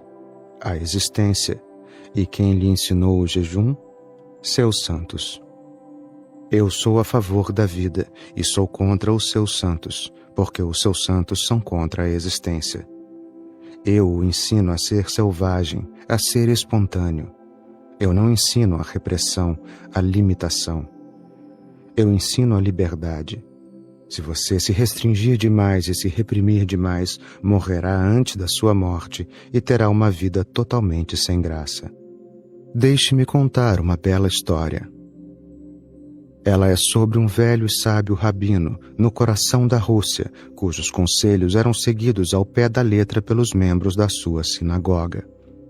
Certa manhã, ele foi interpelado por um fiel que, transtornado, explicou: investi todas as minhas economias em 200 frangos. Quando saí para ver o galinheiro esta manhã, 100 deles tinha morrido. O que devo fazer? É a voz do Senhor, disse o rabino. Faça uma oração. Em seguida, dobre o preço de venda dos frangos que restaram e você não terá perdido um níquel. Mas na manhã seguinte, o aldeão estava de volta para relatar. Outros 50 frangos morreram à noite. Os caminhos do Senhor são às vezes misteriosos, disse o rabino. Os 50 frangos que sobreviveram são, obviamente, os melhores e os mais valiosos da sua granja. Faça outra oração de graças e mais uma vez dobre o preço de venda e você não terá perdido um níquel. Que situação! Na manhã seguinte, os últimos 50 frangos tinham espichado as canelas. Agora o que eu devo fazer? Lamentou o homem. Meu filho, disse o rabino, eu tenho muitos outros conselhos valiosos que poderia lhe dar, mas que proveito tiraria deles? Você não tem mais frangos. Quando eu olho para as chamadas pessoas religiosas, vejo que elas não têm mais vida. Nenhum conselho pode ter serventia para elas. Estão mortas. Deveriam, na verdade, estar na sepultura. Estão andando por aí ilegalmente. São fantasmas, estão vivendo uma existência póstuma. Cometeram suicídio e ainda estão de pé e em movimento. Eu sinto muito por elas, mas essas pessoas estão em perigo também, porque vão continuar fazendo aos outros o que fizeram com elas. Vão ensinar as mesmas tolices a outras pessoas. Vão continuar incapacitando as crianças pequenas, paralisando novas fontes de vida, envenenando novos poços. É o que podem fazer. Isso é tudo o que sabem. Elas têm sido incapazes de viver e tornam outros incapazes de viver. Observe. Nunca se deixe cair na armadilha de um homem que está morto. É melhor ser irreligioso. É melhor não crer em Deus e não ir à igreja e à mesquita e ao templo, mas estar vivo, porque a vida é a verdadeira igreja de Deus. Esqueça tudo sobre Deus e nada estará perdido, mas comece a destruir a vida e tudo estará perdido, porque a vida é Deus. Eu ensino a você sobre a vida, o amor, porque é assim que eu vejo Deus, e essas amarras que foram criadas pela religião são apenas uma ideia que você faz dele.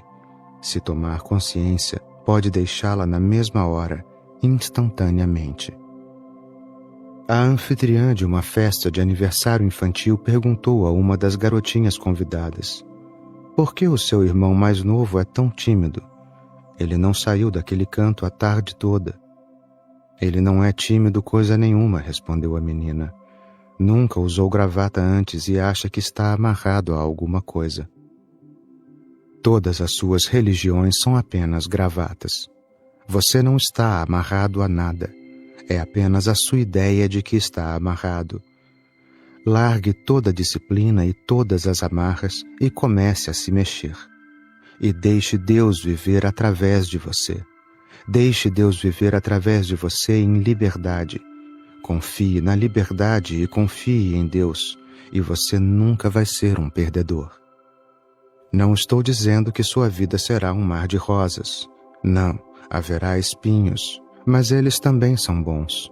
E eu não estou dizendo que sua vida será sempre doce. Muitas vezes ela vai ser muito, muito amarga. Mas é assim que a vida avança, através da dialética. Eu não estou dizendo que você será sempre bom. Às vezes você vai ser muito ruim. Mas uma coisa é certa: quando você for ruim, será ruim de verdade. Quando for bom, você vai ser bom de verdade. Pode-se confiar em você. Quando você estiver com raiva, pode-se contar que a sua raiva não será falsa, não será fria, será viva e ardente. E quando você amar, pode-se confiar que esse amor será vivo e ardente. Lembre-se, uma pessoa que não consegue ficar com raiva não pode ser amorosa. As rosas crescem apenas com os espinhos. Se você não puder ferver de raiva em algum momento, não poderá ser ardente no amor. Como você não pode ser ardente, como não pode ser cálido, você fica congelado. E se tiver raiva reprimida demais, você estará sempre com medo de se render ao amor, porque, quem sabe, um rapaz veio até mim e disse que não conseguia ter um orgasmo profundo enquanto fazia amor. Um jovem perfeitamente saudável. O que havia de errado com ele? Ele não conseguia ter um orgasmo, ou no máximo o orgasmo era apenas local, não se espalhava por todo o seu corpo, e um orgasmo local não tem muito sentido. Quando o orgasmo é total, cada fibra de seu ser pulsa com uma nova vida. Você fica revigorado, rejuvenescido. Por um momento você se torna parte da existência, parte da enorme criatividade que o rodeia. Você perde o controle, não é mais um ego. Você se dissolve, não tem mais fronteiras. Eu perguntei sobre a raiva dele. Ele disse: "Mas por que você está me perguntando sobre a raiva?" "Porque a minha pergunta é sobre o amor. Eu não consigo amar profundamente." Eu disse: "Esqueça o amor. Primeiro temos que pensar na raiva. Porque se você não consegue amar profundamente, isso significa que não consegue se enfurecer profundamente." Ele ficou surpreso, mas é assim que as coisas são.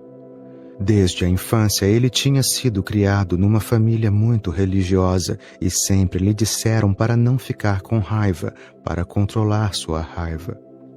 Ele aprendeu a controlar. Tornou-se tão eficiente nisso que nem sabe que se controla. Ele, na verdade, se tornou um controlador. Agora, o controle é inconsciente. Ele é uma pessoa muito controlada. Todo mundo o respeita, vai ter sucesso em todos os lugares na sociedade. Ele é um sucesso, mas em sua vida interior é um fracasso. Não consegue sequer amar. Eu disse a ele: "Comece ficando com raiva, porque no meu entendimento, quando você está chegando ao ápice do orgasmo, não consegue se soltar. Porque se fizer isso, tem medo de que talvez a raiva reprimida, também possa vir à tona." Ele disse: "O que está dizendo?" "Eu sempre sonho que matei minha mulher. Sonho que eu a mato, sufoco-a ao fazer amor com ela. E eu tenho medo de que, se perder o controle, não vou ser capaz de resistir à tentação de sufocá-la e matá-la." Agora a raiva tornou-se uma grande força dentro dele. Ele tem tanto medo de perder o controle. Como pode amar? É impossível. E se você perde o amor, vai perder a devoção pela vida e vai perder a divindade também. Esta sociedade repressiva, esta civilização repressiva, falhou totalmente. No entanto, você não está consciente disso. Eu ouvi uma bela história. Nos dias em que Khrushchev, e por algum motivo sentimos falta dele, era o líder da União Soviética, ele muitas vezes admitiu que Stalin às vezes o tratava como um bobo da corte ou um palhaço e lhe ordenava: "Dance o Gopak." E eu, Khrushchev acrescentava, eu dançava. Alguém na multidão sempre clamava: "Por que você deixava que ele o fizesse de bobo?" E Khrushchev perguntava com toda severidade: "Quem fez essa pergunta? Levante-se." Nunca ninguém se atrevia a responder, e depois de uma pausa, Khrushchev concluía: "Esse, camaradas, é o motivo por que eu dançava." Apenas por medo. Stalin pode matar, Stalin é a morte, e seus sacerdotes têm sido a morte. Representantes da morte não são representantes de Deus. Eu represento a vida. Os seus sacerdotes têm conspirado com a morte e têm incapacitado a vida. Os seus sacerdotes falam de Deus, mas parecem mais parceiros do diabo. Uma grande conspiração. E eles destruíram toda a mente humana. Extirparam de você a parte em que ficam seus sentimentos. Fizeram você ficar preso à cabeça.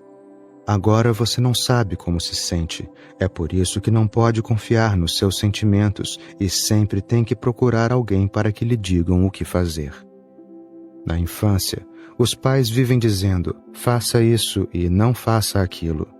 Depois, na escola, você tem um professor. Na universidade, um mestre. Na sociedade, um chefe, um político, um líder. Em todos os lugares lhe dizem o que fazer e o que não fazer. E você está sempre em busca de alguém para dominá-lo, de modo que possa se tornar dependente, porque você não sabe como seguir os mandamentos do seu próprio coração, do seu próprio ser. Você sempre depende de alguma autoridade externa. Isso é feio, isso é desprezível, isso não deveria ser assim. Eu não sou uma autoridade aqui, no máximo uma parteira, mas não uma autoridade. Eu posso ajudá-lo a renascer, mas não posso dominar você, não posso ditar coisas para você fazer. Você anseia por isso. Pessoas vêm a mim e dizem: Osho, diga-nos exatamente o que temos de fazer. Mas por que você não pode ouvir o seu próprio coração? Você tem vida borbulhando dentro de si. A nascente está aí, a fonte está aí. Mergulhe dentro de si. Posso dizer como entrar, posso ensinar os dispositivos para você entrar, mas tire os seus mandamentos de dentro do seu ser. Há uma Bíblia dentro de você, o livro real, o Veda, o verdadeiro conhecimento. Consiga as instruções aí. Eu preciso muito confiar. Quero principalmente ser capaz de confiar em você, e sofro porque não consigo. As pessoas que confiam em si mesmas conseguem confiar nos outros. Aquelas que não confiam em si mesmas não conseguem confiar em ninguém. É da autoconfiança que surge a confiança. Se você desconfia de si mesmo, então não pode confiar em mim. Não pode confiar em ninguém. Se não confia em si mesmo, como pode confiar na sua confiança? Ela vai ser a sua confiança. Talvez você confie em mim, mas é a sua confiança. Você confia em mim e não confia em si mesmo. Portanto, não tem a ver comigo. É uma questão profunda com relação a você mesmo. Quem são essas pessoas que não conseguem confiar em si mesmas? Algo deu errado em algum lugar. Primeiro, são pessoas que não têm uma boa autoimagem. Elas próprias se condenam. Sempre se sentem culpadas e sempre se sentem muito mal. Estão sempre na defensiva e sempre tentando provar que não estão erradas, mas sentem lá no fundo que estão erradas. Essas são as pessoas que, de alguma forma, não cresceram num ambiente amoroso. Os psicólogos dizem que a pessoa que não pode confiar em si mesma tende a ter algum problema profundamente enraizado com a mãe. A relação mãe e filho em algum lugar não aconteceu como deveria, porque a mãe é a primeira pessoa na experiência da criança. Se a mãe confia na criança, se a mãe ama a criança começa a amar a mãe e confiar na mãe. Através da mãe, a criança se torna consciente do mundo.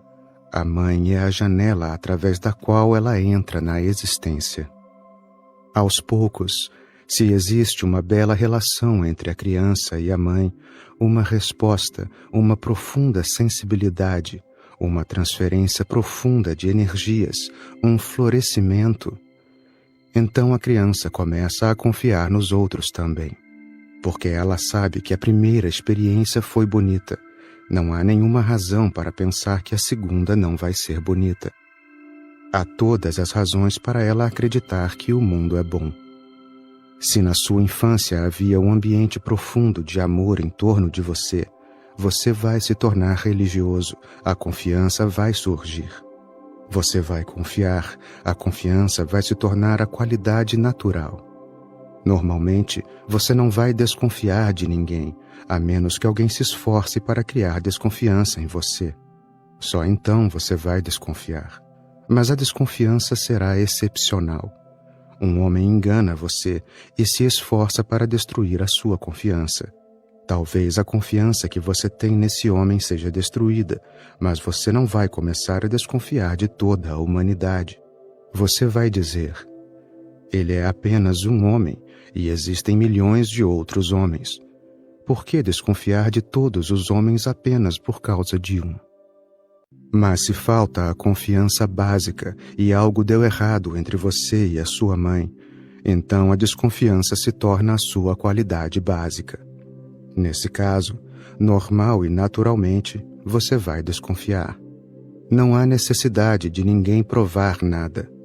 Você desconfia do ser humano e, por isso, se uma pessoa quiser que você confie nela, vai ter que se esforçar muito. E, mesmo assim, você vai confiar nela sob certas condições. E, mesmo assim, a confiança não será muito abrangente. Será bastante restrita. Vai ser voltada para aquela pessoa apenas. Esse é o problema. Antigamente, as pessoas eram muito mais confiantes. Shraddha, confiança, era uma qualidade simples. Não havia necessidade de cultivá-la. Na verdade, se alguém quisesse se tornar um grande cético, duvidar, então um grande treinamento seria necessário, um grande condicionamento seria necessário. As pessoas eram simplesmente de confiança porque os relacionamentos de amor eram muito, muito profundos. No mundo moderno, o amor desapareceu e a confiança não é nada a não ser o clímax do amor, o ápice do amor. O amor em si desapareceu. As crianças nascem em famílias nas quais o pai e a mãe não se amam. As crianças nascem. A mãe não se importa, não se preocupa com o que acontece a elas. Na verdade, ela está irritada porque os filhos são uma amolação e estão atrapalhando a vida dela. Mulheres estão evitando filhos e, se a gravidez acontece, é considerada um acidente. E há uma atitude negativa profunda. A criança recebe essa atitude negativa. Ela é envenenada desde o início. Não consegue confiar na mãe. A filosofia não nasce do nada. A filosofia vem da nossa própria existência, da nossa experiência de vida. Se a criança ama profundamente a mãe e a mãe derrama sobre ela o seu amor, esse é o início de toda a confiança no futuro. O filho vai travar relacionamentos mais amorosos com as mulheres, vai travar relacionamentos mais amorosos com os amigos. Um dia será capaz de render-se a um mestre e, por fim, será capaz de se dissolver completamente em Deus. Mas se a relação básica estiver faltando, estará faltando o alicerce. Por isso você se esforça muito, mas fica cada vez mais difícil. Isso é o que eu sinto sobre a pessoa que me fez a pergunta. Eu preciso tanto confiar. Sim, porque confiança é alimento. Sem confiança você fica com fome, você fica faminto. A confiança é o alimento mais sutil da vida.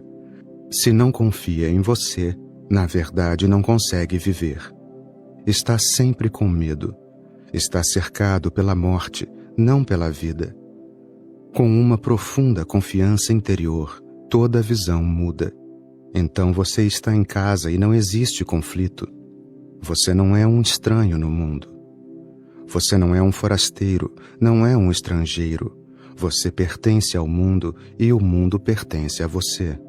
O mundo está feliz que você exista. O mundo está protegendo você. Esse sentimento de profunda proteção lhe dá coragem, e coragem para seguir caminhos desconhecidos. Quando a mãe está em casa, a criança tem coragem. Você já observou isso? Ela pode ir para a rua, pode ir ao jardim e pode fazer 1000 coisas. Quando a mãe não está, ela simplesmente se senta dentro de casa, fica com medo. Ela não pode sair. A proteção não existe, a aura protetora não está presente. A atmosfera é totalmente estranha. Se você viveu uma infância transbordante de amor profundo e confiança em si, você desenvolveu uma bela autoimagem. E se seus pais de fato se amavam e ficaram muito felizes com a sua chegada, porque foi a coroação do amor que sentiam um pelo outro, o ápice do seu amor, a realização do seu amor, se eles se amavam profundamente, então você é a música que nasceu do amor entre eles. Você é a prova, a evidência de que se amavam. Você é criação deles. Eles se sentem felizes com você. Eles o aceitam e aceitam o jeito como você é. Mesmo que tentem ajudá-lo, eles tentam ajudá-lo de uma forma muito carinhosa. Mesmo que digam às vezes, não faça isso, você não se sente ofendido nem se sente insultado. Na verdade, você sente que eles se preocupam com você. Mas quando falta amor e o pai e a mãe vivem dizendo, não faça isso e faça isso, pouco a pouco a criança começa a aprender que eu não sou aceito como sou. Se eu fizer certas coisas, eu sou amado. Se não fizer certas coisas, não sou amado. Se eu fizer algumas outras coisas, sou rejeitado. Então a criança começa a se encolher. Seu ser puro não é aceito e amado. O amor é condicional. A confiança é perdida. Ela nunca será capaz de ter uma autoimagem bonita, porque são os olhos da mãe que refletem você pela primeira vez e, se você puder ver a felicidade ali, uma felicidade, uma emoção, um grande êxtase, apenas observando você, você sabe que é valioso, sabe que tem um valor intrínseco. Então é muito fácil confiar, muito fácil se render, porque você não tem medo. Mas se você sabe que está errado, então está sempre tentando provar que está certo. As pessoas se tornam argumentativas. Todas as pessoas argumentativas são, basicamente, pessoas que não têm uma boa imagem de si mesmas. Elas são muito defensivas, muito melindrosas. Se a pessoa for argumentativa e você disser, esta coisa você fez errado, ela no mesmo instante salta sobre você, fica muito irritada. Ela não consegue sequer suportar uma pequena crítica amigável. Mas se tem uma boa imagem de si mesma, estará pronta para ouvir, estará pronta para aprender, estará pronta para respeitar as opiniões dos outros. Talvez tenham razão e até mesmo se estiverem certos e ela errada, ela não ficará preocupada, porque não tem importância. Aos seus próprios olhos, ela continua sendo boa. As pessoas são melindrosas. Não querem ouvir críticas, não querem que ninguém lhes diga para fazer isso ou aquilo. Não querem alguém para lhes dizer para não fazer isso ou aquilo. E essas pessoas acham que não podem se render porque são muito poderosas. Mas são simplesmente doentes, neuróticas. Só um homem ou uma mulher poderosa pode se render. Os fracos nunca, porque ao se render acham que o mundo inteiro os achará fracos. Essas pessoas sabem que são fracas, conhecem o seu complexo de inferioridade, de modo que não podem se curvar. É difícil para elas, porque se curvando estarão aceitando que são inferiores. Apenas uma pessoa superior pode se curvar. Pessoas inferiores nunca podem se curvar. Elas não conseguem respeitar ninguém, porque não respeitam a si mesmas. Não sabem o que é respeito, estão sempre com medo da rendição, porque rendição significa fraqueza para elas. Então, se você sentir que é difícil confiar, então você tem que voltar. Você tem que escavar profundamente as suas memórias. Tem que entrar no seu passado, tem que limpar sua mente das impressões passadas. Deve ter uma montanha de lixo no seu passado. Desenterre-o. Essa é a chave para fazer isso.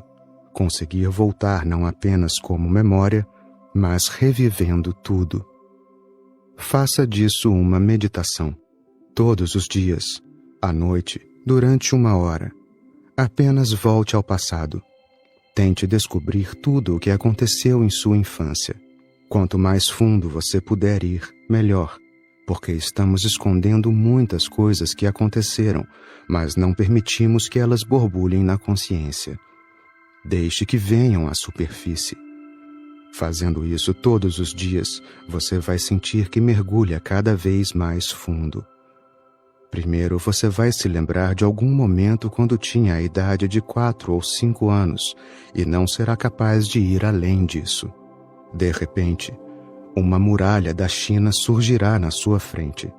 Mas continue. Aos poucos você vai ver que mergulhará mais fundo. 3 anos, 2 anos. Há quem tenha chegado ao momento em que nasceu do ventre da mãe. Houve quem chegasse nas memórias do útero ou que foi além disso, para outra vida, ao momento em que morreram.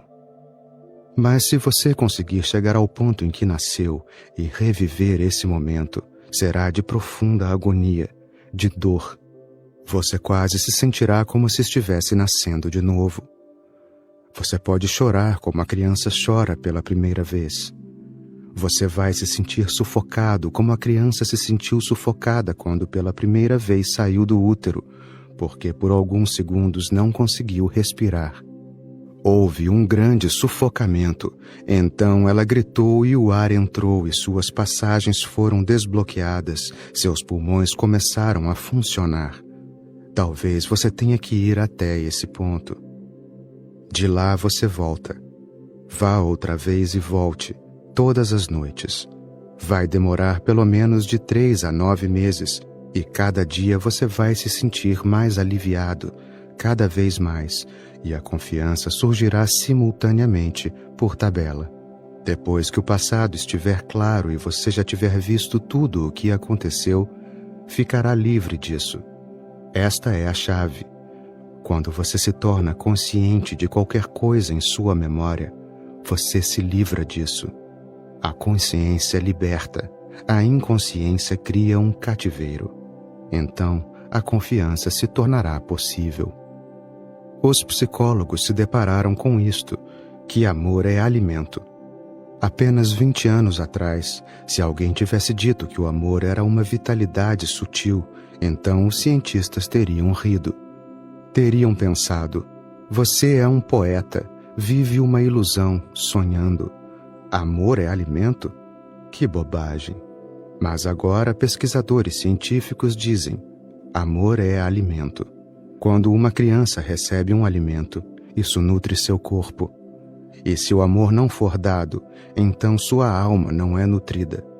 Sua alma permanece imatura. Agora, existem maneiras de mensurar se uma criança está sendo amada ou não, se o calor que ela precisa está sendo dado a ela ou não. Você pode dar a uma criança todos os nutrientes de que precisa, todos os cuidados médicos de que precisa num hospital. Basta tirar a mãe. Dar leite a ela, remédios, cuidados, tudo, mas não abraçá-la, não beijá-la, não tocá-la. Muitas experiências já foram feitas. A criança, aos poucos, começa a se recolher dentro de si. Fica doente e, na maioria dos casos, morre por nenhuma causa visível. Ou, se sobrevive, passa a viver no mínimo. Ela se torna um imbecil, um idiota. Vai viver, mas vai viver à margem. Nunca viverá com profundidade. Não tem energia. Abraçar a criança, dar o calor do seu corpo a ela é alimento. É um alimento muito sutil. Agora isso está sendo aos poucos reconhecido. Deixe-me fazer uma previsão. Daqui a 20 ou 30 anos, os psicólogos vão revelar que a confiança é ainda um alimento superior, de uma potência ainda maior, maior do que o amor. Como a oração. Confiança é devoção, mas é muito sutil. Você pode sentir isso. Se tem confiança, de repente você vai ver que, comigo, você vai viver uma grande aventura e sua vida começa imediatamente a mudar. Se não tem confiança, você vai ficar parado. Eu continuo a falar, eu continuo puxando você e você fica estancado. De alguma forma você não me alcança. Deixe a confiança surgir. Essa confiança será uma ponte entre mim e você. Então as palavras comuns tornam-se luminosas. Então só a minha presença pode se tornar um útero e você pode renascer. Pessoas que confiam porque têm medo, porque querem alguém em quem se pendurar, a quem se agarrar, têm medo e querem segurar a mão de alguém. Elas olham para o céu e oram a Deus só para se sentirem destemidas. Você já reparou? Às vezes, passando numa rua escura à noite, você começa a assobiar ou começa a cantar. Não que isso vá adiantar, mas acaba ajudando de certa forma. Cantando, você se aquece. Cantando, você fica ocupado, o medo é reprimido. Assobiando, você começa a se sentir melhor. Você esquece que está escuro e que o lugar é perigoso, mas não faz nenhuma mudança real na verdade. Se havia medo e perigo, ainda há. Na verdade, há ainda mais, porque a pessoa que está distraída, cantando, pode ser roubada com mais facilidade porque está menos alerta. Ela será menos cautelosa ao assobiar. Ela está criando uma ilusão ao seu redor assobiando. Se a sua confiança surge do medo, é melhor não ter essa confiança. Ela é falsa. Ouvi dizer. Mullah Nasruddin sentou-se na cadeira do barbeiro e perguntou: Onde está o barbeiro que trabalhava na cadeira ao lado? Ah, é um caso triste, disse o barbeiro. Ele ficou tão nervoso e desanimado com os negócios que um dia, quando um cliente disse que não queria uma massagem, ele perdeu a cabeça e lhe cortou a garganta com uma navalha. Ele está agora no hospital psiquiátrico estadual. A propósito, gostaria de uma massagem, senhor? Mas sem dúvida, exclamou Mullah Nasruddin. Por medo você pode dizer, mas sem dúvida. Mas isso não será confiança. A confiança nasce do amor, e se você descobrir que não consegue confiar, então tem que se esforçar muito. Você tem um passado muito carregado do jeito errado. Você tem que limpá-lo, purificá-lo. O que significa a frase "a existência cuida"? Nós fazemos parte da existência, não estamos separados. Nem se quisermos ficar separados, não conseguimos. Nossa vida é ficar junto da existência. E quanto mais junto da existência, mais vivo você está. É por isso que eu insisto sempre em viver na totalidade, em viver intensamente, pois quanto mais profunda a sua vida é, mais você está em contato com a existência. Você nasceu dela. A cada momento você está sendo renovado,